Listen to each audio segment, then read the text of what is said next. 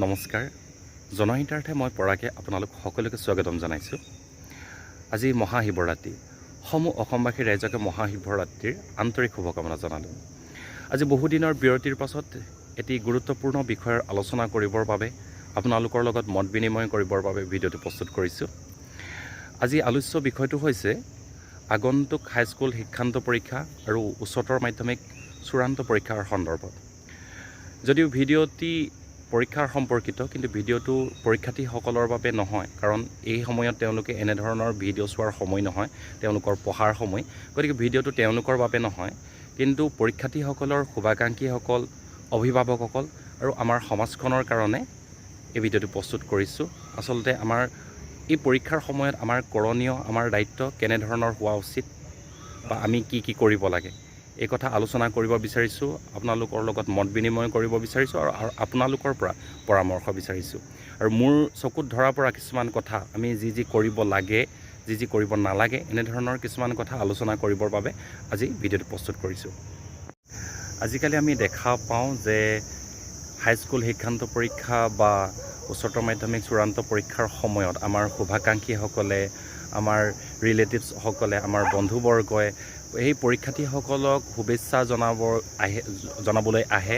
তেওঁলোকে একোটা হাতত কলম লৈ আহে বা তেওঁলোকক এটি শুভেচ্ছা জনাবলৈ আহে।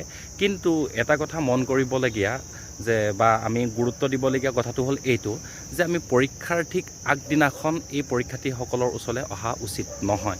কিন্তু আমি দেখা পাওঁ যে এই পৰীক্ষাৰ আগদিনটোত এই পৰীক্ষাৰ্থীসকলৰ ঘৰখনত এটা উৎসৱমুখৰ পৰিৱেশৰ দৰে আজিকালি সৃষ্টি হ'ব ধৰিছে। এইটো এটা পৰম্পৰা হ'ব ধৰিছে যে সেই পৰীক্ষাৰ্থী, যদি কোনোবা ভাল পৰীক্ষাৰ্থী আছে, জানে যে তেওঁ ভাল ফলাফল কৰিব, তেওঁলোকৰ ঘৰতেই হওক বা আন যিসকলৰ যথেষ্ট বন্ধুবৰ্গ আছে বা শুভাকাংক্ষী আছে, সেইসকলেও সেই পৰীক্ষাৰ্থীসকলৰ ঘৰত উজান দি পৰেগৈ যে তেওঁলোকক শুভেচ্ছা এটা জনাব, এটা কলম দিব।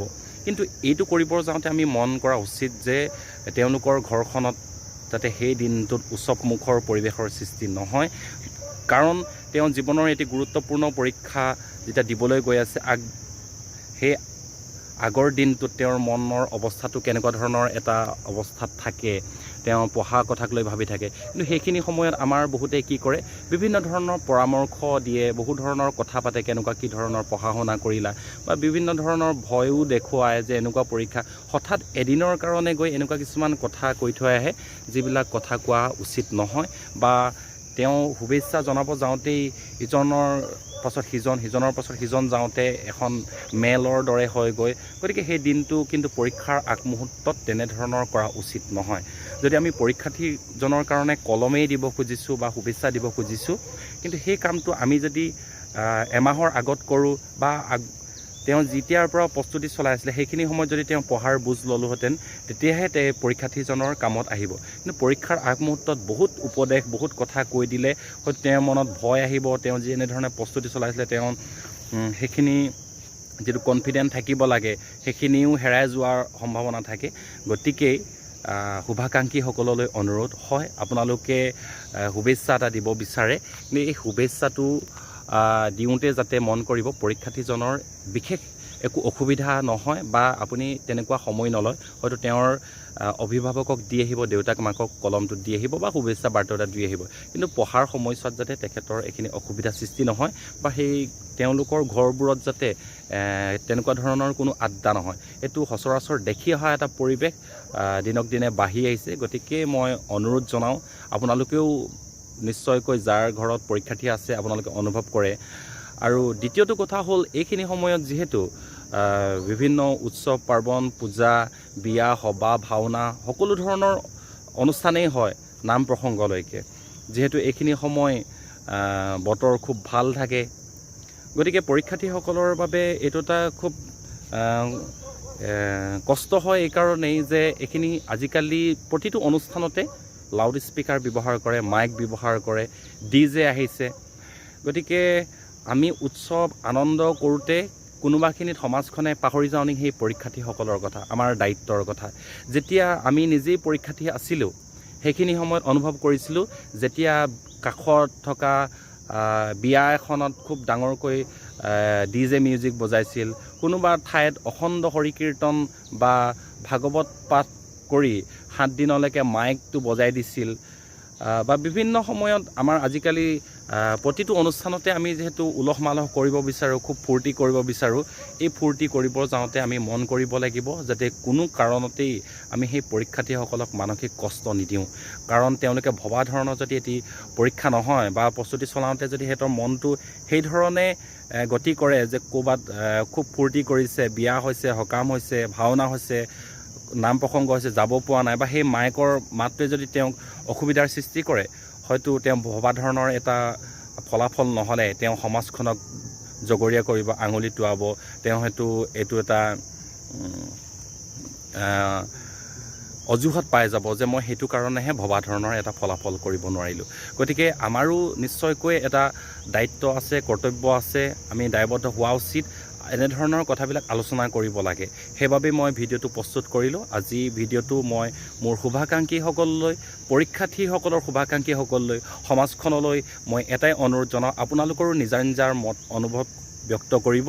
আচলতে কথাবোৰ কেনে হোৱা উচিত, মোৰ মনত আহি থকা এই কথাকেইটাকেই ক'লোঁ যাতে পৰীক্ষাৰ্থীসকলৰ ভাল হওক।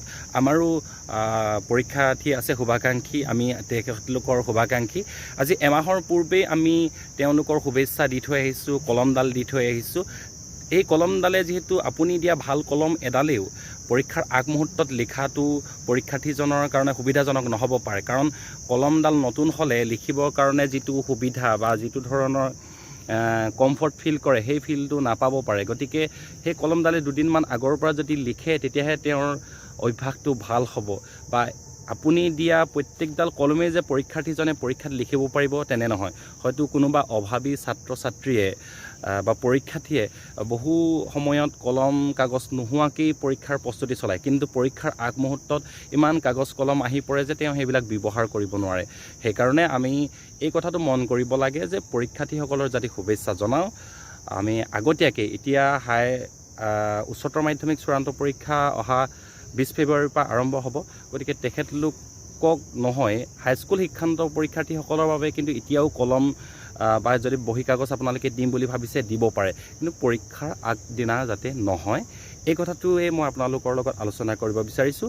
আৰু আমি ফূৰ্তি আনন্দ কৰিবলৈ যাওঁতে যিবিলাক আমি উচ্চ প্ৰাবল্যৰ আজিকালি DJ মিউজিক বজাইছোঁ, মাইক হৰ্ণ দি বজাইছোঁ, এইবিলাক নকৰি অকণমান পৰীক্ষাৰ সময়ত যদি আমি অকণমান কম চাউণ্ডত যদি বা উলহ মালহবিলাক কৰোঁতে, ফূৰ্তি আনন্দ কৰোঁতে আমি পৰীক্ষাৰ্থীসকলৰ প্ৰতিও যাতে অকণমান দায়বদ্ধ হওঁ, এই কথাটোকে মই আপোনালোকৰ লগত আলোচনা কৰিলোঁ, মত বিনিময় কৰিলোঁ। আপোনালোকৰ পৰাও পৰামৰ্শ বিচাৰিছোঁ, আপোনালোকে আচলতে কি আহ্বান জনাব সেই কথাখিনি।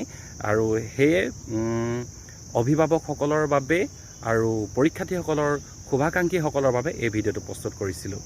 ধন্যবাদ।